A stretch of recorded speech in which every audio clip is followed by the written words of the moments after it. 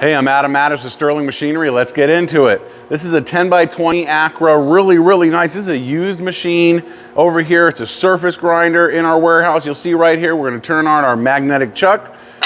No magnet right there. We'll turn on the chuck. You can see we have full volume right there, and it's nice and tight. We're gonna go ahead and start our hydraulic system.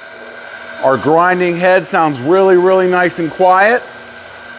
We'll put this in an automatic mode. You can use it in automatic or a manual. Automatic mode is going to go ahead and move the machine back and forth, as you can see here, as well as in and out.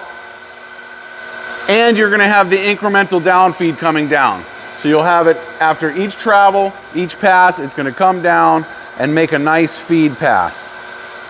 Makes it so it's really simple to set it, forget what you need, come back to it, make sure you get exactly the right spark out, the right feed down. All the total grinding is all in the control, really simple to use, basically hand pictures and simple controllers. You can see this machine's working great. If you're looking for a surface grinder, manual, CNC, you can see we have a lot of different grinders here for sale, new as well as used. Give us a call, check out our website at sterlingmachinery.com.